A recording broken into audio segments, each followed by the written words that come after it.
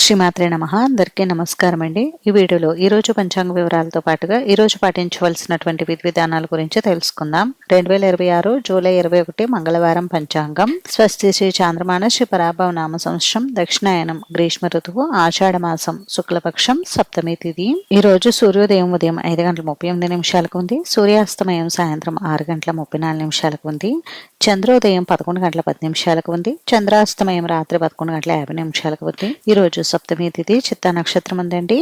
సప్తమి తిథి ఉదయం 7:10 వరకు ఉంది. తదుపరి అష్టమి తిథి వస్తుంది. చిత్తా నక్షత్రం రాత్రి 12:10 వరకు ఉంది. తదుపరి స్వాతి నక్షత్రం వస్తుంది. యోగం సిద్ధం రాత్రి 10:36 వరకు ఉంది. తదుపరి సాధ్యం కరణం వనిజ ఉదయం 7:06 వరకు ఉంది. తదుపరి భద్ర రాత్రి 7:22 వరకు ఉంది. తదుపరి భవ. ఇంక ఈ రోజు ఉన్నటువంటి శుభ సమయాల గురించి తెలుసుకుందాం. బ్రహ్మ ముహూర్తం తెల్లవారుజామున 4:20 నుండి 5:08 వరకు ఉంది.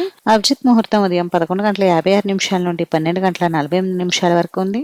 అమృతకాలం సాయంత్రం 5:36 నుండి 7:15 వరకు ఉంది. ఈ రోజు శుభ సమయం అయితే లేదండి. ఇంక ఈ రోజు ఉన్నటువంటి అశుభ సమయాల గురించి తెలుసుకుందాం. వజ్రం ఉదయం 7:30 నుండి 9:10 వరకు ఉంది. దుర్ముహూర్తం ఉదయం 8:18 నుండి 9:01 వరకు ఉంది. తిరిగి తదుపరి దుర్ముహూర్తం రాత్రి 10:57 నుండి 11:41 వరకు ఉంది. రాహుకాలం మధ్యాహ్నం 3 గంటల నుండి 4:30 వరకు ఉంది. యమగండం ఉదయం 9 గంటల నుండి 10:30 వరకు. గుళిక కాలం మధ్యాహ్నం 12:22 నుండి 1:59 వరకు ఉంది. ఇంక ఈ రోజు పండుగలు విశేషతలు వచ్చేసి ఈ రోజు వివస్వత సప్తమి అయితే ఉందండి.